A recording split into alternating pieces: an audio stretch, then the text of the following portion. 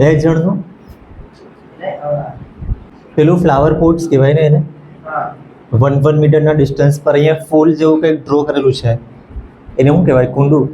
કુંડું જેમાં આપણે છોડ રોપીએ તે 1 મીટરના ડિસ્ટન્સ પર આવી રીતના ટોટલ 100 છે ને? જો ટોટલ 100 હોય ને અહીંયાથી આ બાજુ પહેલું હશે, બીજું હશે, ત્રીજું હશે, આવી રીતના ટોટલ 100 હોય તો આ ડિસ્ટન્સ 100 મીટર આવશે ને?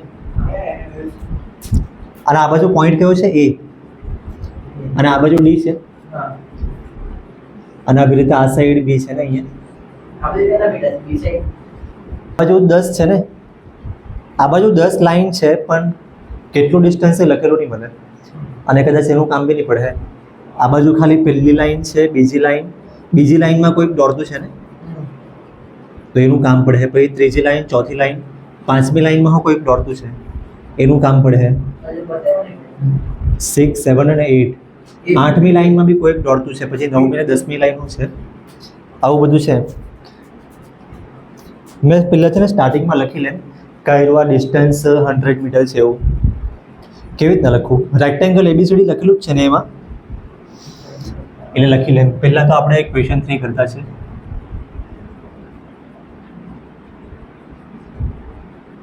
અહીંયા લખી લેમ for ABCD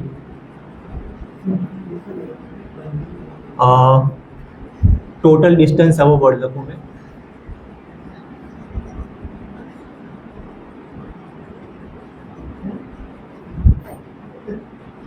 total distance AD is equal to 100 metre. Metre લખવા પડે ને કે ચાલે? મીટર લખવા પડે. બીજું શું લખવાનું છે? બીજું હવે આ લખી દઈએ કે Niharika runs 1/4 distance on AD on second line. 1/4 એટલે કેટલું? કેલ્ક્યુલેશન કરીને આપણે કરવું પણ તમને કેલ્ક્યુલેશન કરવા વગર ખબર પડે. હા પ્રીત, 1/4 એટલે કેટલું? 1/4 એટલે ચોથા ભાગનું, 1/3 એટલે ત્રીજા ભાગનું, 1/2 એટલે બીજા ભાગનું, અડધું કરવાનું. તો 1/4 એટલે 4 ભાગ કરવાના. આ 100 મીટરના 4 ભાગ કરે તો કેટલા આવે? 100 મીટરનું અડધું કરવાનું અને પાછું અડધું કરવાનું, 25 મીટર આવે. એનો મતલબ સેકન્ડ લાઈનમાં નિહારિકા સેકન્ડ લાઈનમાં જ છે ને? તો સેકન્ડ લાઈનમાં જે દોડતું છે ને એ લાઈન તો આખી છે જ પણ 25 મીટર સુધી કદાચ આગળ જાય. આપણે માની લઈએ કે 25 આ બાજુ છે તો 25 મીટર સુધી આગળ જાય. હવે આ જરાક કેલ્ક્યુલેશન બી કરતા આ બાજુ મેં અહીંયા લખું ફોર નિહારિકા.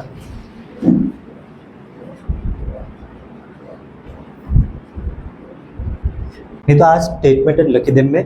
જો આ સ્ટેટમેન્ટ તમારે ક્યારે લખવાનું? જ્યારે બહુ વધારે માર્ક્સમાં ક્વેશ્ચન હોય તો તમારે સ્ટેટમેન્ટ લખી દેવાનું. હમણાં મેં સ્ટેટમેન્ટ નહીં લખું. જો સ્ટેટમેન્ટ 4 માર્ક્સમાં હોય ને, હું થયું વીર? હા, આમાં કુંડા ઓછા બતાવું, પેલા ઓછા બતાવેલા છે તો તને શું લાગે 100 બતાવવા જોઈએ આમાં? તો આવડી મોટી બુક લાવવાનો શું તું? અરે તો પણ કેવી રીતના બતાવવાના? હવે તમારે સમજવાનું, એમ લખેલું એ વાંચવાનું. નાના છોકરાઓ એ લોકોને આખું બધું બતાવે. એટલે લખેલું એ વાંચવાનું, તમારે સમજવાનું. જે લોકોને સમજતા નહીં આવડે, વાંચતા નહીં આવડે તો પછી બતાવવા પડે હોય હું દોરીને. હવે શું કરીએ? જો 4 માર્ક્સમાં પૂછાય તો એ લખવાનું Niharika runs 1/4 distance on second line. પણ આ એરવા કદાચ 3 માર્ક્સમાં જ આવશે એટલે મેં લખી દઉં નિહારિકા, પછી હું લખું ડિસ્ટન્સ 1/4. અહીંયા લખી દઉં 1/4 ઓફ એડી. એનો મતલબ આ બાજુ જ મેં લખું 1/4 into 100 એટલે 100/4 કરે 25 આવશે. અને આ સેકન્ડ લાઈનમાં દોડે ને, અહીં મેં લખી દઉં ઓન સેકન્ડ લાઈન. એટલે જો આ સેકન્ડ લાઈનમાં 25 મીટર ઉપર ગયું તો આ પોઈન્ટના કોઓર્ડિનેટ કયા આવે? 2,25. જો આને આપણે એક્સ એક્સિસ માની લઈએ અને આ વાય એક્સિસ, તો આનો એક્સ પર 2 છે ને અને વર્ટિકલમાં વાય પર 25 છે, એટલે આ પોઈન્ટના કોઓર્ડિનેટ આવ્યા છે. તો પોઈન્ટનું નામ બી લખવા પડે ને આપણે. પોઈન્ટનું નામ આપણે આવ્યા હા નિહારિકા છે તો એનું એન્ડ લખી દઈએ. તો અહીંયા મેં લખી દેમ આના પરથી આપણને આવ્યો પોઈન્ટ મળ્યો એ 2,25.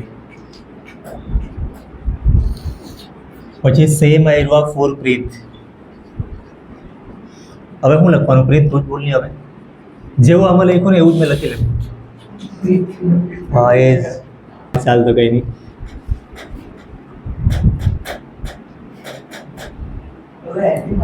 આ પ્રીત 8 લાઈનમાં છે ને, બરાબર છે ને.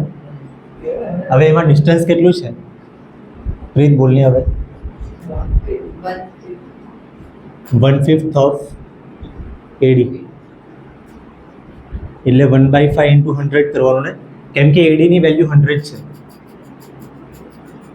તો કેટલું આવે 100/5 એટલે 100 ના 5 ભાગ કરવાના 20.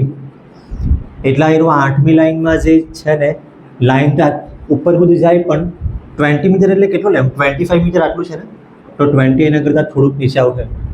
એટલે આપણે આ બાજુ પોઈન્ટ લઈ લઈએ. આ પોઈન્ટ છે. આ પોઈન્ટના કોઓર્ડિનેટ કયા આવે?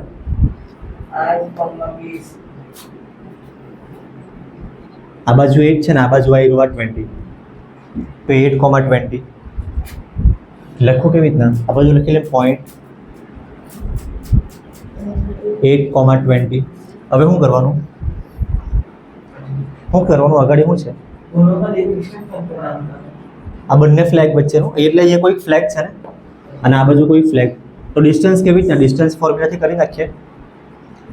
જો આમાં છે ને તમને એક બીજો વસ્તુ ખબર પડે, ડિસ્ટન્સ ફાઇન્ડ કરવાનું ડિસ્ટન્સ ફોર્મ્યુલા છે જ, પણ પાયથાગોરસ થિયરમ બી છે. આમાં છે ને ઓટોમેટિક ટ્રાયંગલ જો રાઇટ એંગલ ટ્રાયંગલ બની ગયો. અહીંયા 90 ડિગ્રી તમને દેખાય ને? હા ને, કેમ કે આ સ્ટ્રેટ લાઇન છે, આ બી સ્ટ્રેટ લાઇન જ છે. તો 90 ડિગ્રી એંગલ બને. તો જો આ રાઇટ એંગલ ટ્રાયંગલ છે. તમને આ ડિસ્ટન્સ બી ખબર પડી જાય. આ શું છે? 8 - 2 છે ને. 8 - 2 એટલે આ ડિસ્ટન્સ 6 છે. 8 થી 2 અને આ 20 થી 25 એટલે આ ડિસ્ટન્સ 5 છે. તો પાયથાગોરસના થિયરમ પરથી 5 નો સ્ક્વેર અને 6 ના સ્ક્વેરનું એડિશન કરવાનું. 5 નો સ્ક્વેર અને 6 ના સ્ક્વેરનું એડિશન કેટલું આવે? 5 નો સ્ક્વેર કેટલો આવે? 25 અને આનો સ્ક્વેર અને આ બંનેનું એડિશન કરે તો 61 એટલે આનું સ્ક્વેર રૂટ. अच्छा आंसर अरे आज आंसर आव है આપણે હવે ડિસ્ટન્સ ફોર્મ્યુલાથી બી કરીએ પણ ડિસ્ટન્સ ફોર્મ્યુલામાં ઓવરઓલ આયરવા જ વસ્તુ થાય. અહીંયા મેં 5 કેવી રીતે લાવ્યો ખબર? 20 - 25 25 - 20 કરીને ડિસ્ટન્સ ફોર્મ્યુલામાં બી ઓવરઓલ આયરવા જ વસ્તુ થાય. હવે મેં લખી લેમ. અહીંયા આમાં હું લખેલું શું છે? What is distance between both the flags. એટલે અહીંયા મેં લખવા પડે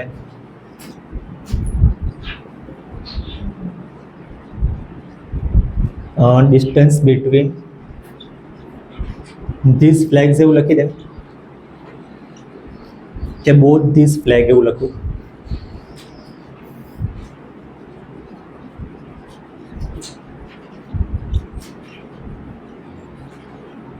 અને એમાં ફોર્મ્યુલા પેલું શું લખવા આવ્યું? આ પોઈન્ટ પી છે ને, પોઈન્ટ બી રાખું ને આવ્યું એન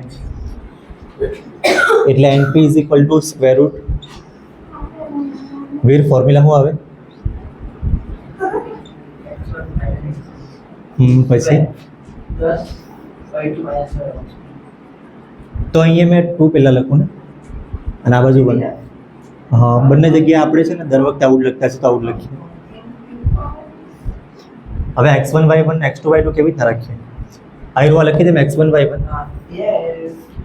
મેં આ બાજુ પાછું પોઈન્ટ લખી દે and 2,25 આયરવા x1 y1 પછી આયરવા 8,20 x2 y2.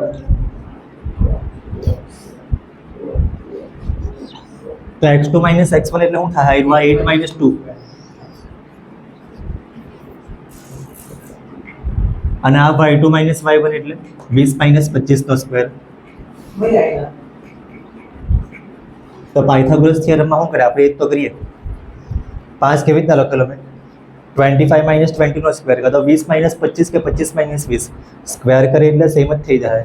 અહીંયા -5 આન્સર આવે કે +5 ફાઇનલ આન્સર સેમ જ આવી જાય. એટલે પાયથાગોરસ થિયરમ પરથી જ આ ફોર્મ્યુલા આવ્યું છે. શું આવશે આનો આન્સર 6 સ્ક્વેર અને આ -5 આવશે. પછી આ સાઈડ આપણે કહ્યું જ છે બધું. હા તો માર્ક્સ કટ થાય અડધો માર્ક એટલે માઇનસ લખવા પડે. અહીંયા તો લખવા પડે. પછી આ 36 ને 25 61 આવી જશે. તમારે મીટર લખવાનું કેમ કે ડિસ્ટન્સ છે ને તો યુનિટ લખવાનો. બીજું શું કરવાનું છે આમાં? ત્રીજો બી એક ફ્લેગ છે ને તે ફ્લેગ ક્યાં છે? બંનેના વચમાં ને. એટલે જો આ બધી વસ્તુ મેં કાઢી નાખું હવે તમને એમ જ ખબર પડી જાય.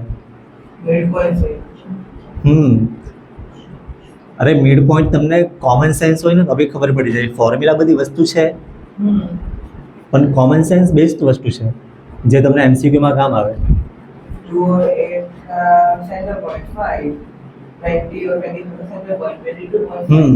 આ બે પોઈન્ટના એક્ઝેક્ટલી વચમાં 2 ને 8 ના વચમાં 5 આવે એટલે 5 ની લાઈનમાં આવશે. અને 2 ને 8 છે એના વચમાં 5 આવે એટલે આ 5 ની લાઈનમાં જ આવશે. અને 25 ને 20 ના વચમાં શું આવે? 22.5. અને 20 21 22 23 24 25 વચમાં એરિયા લાઈન 20 ને 25 ના એક્ઝેક્ટલી વચમાં 22 ને 23 ના વચ્ચેનો નંબર 22.5. તો આ બાજુ કયું આવે? 5. 2 ને 8 ના વચમાં 5 આવે ને 25 ને 20 ના વચમાં 22.5. તો કોમન સેન્સ પરથી બી ખબર પડી જાય પણ આપણે મેથડ બી કરીએ. હવે આ સાફ કરી નાખું. આ તમારે ડ્રો નહીં કરવાનું મળે. બીજી છોકરીનું નામ રેશમા છે ને? હા ને? રેશમા છે કે રશ્મિ છે? રશ્મિ છે.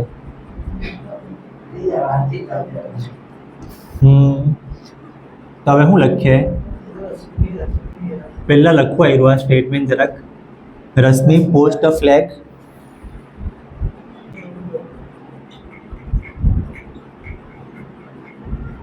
એટ મિડ પોઈન્ટ એવું લખી દે.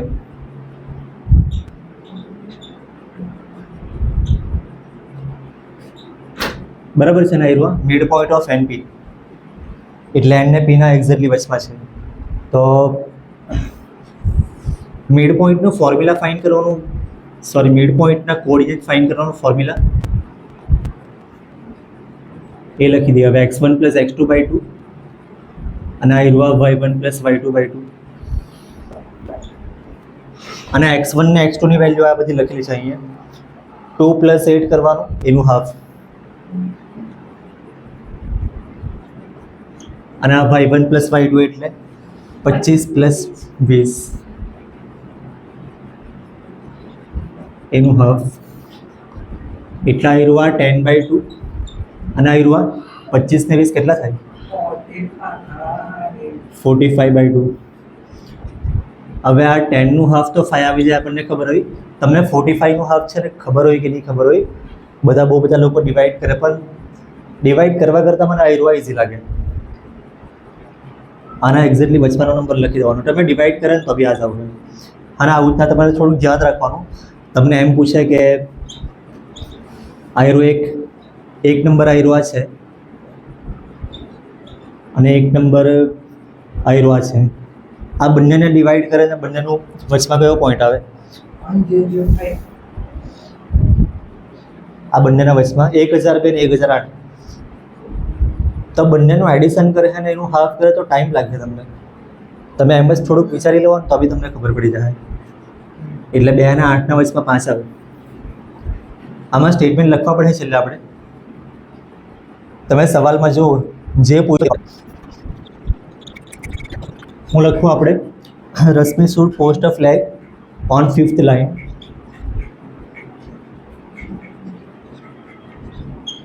પછી આ લખી લે એટ 22.5 મીટર ડિસ્ટન્સ. ગ્રામરની મિસ્ટેક હવે ઠીક છે, ચાલી જાય, કંઈ પ્રોબ્લેમ નહીં મળે એમાં. લખી લો આ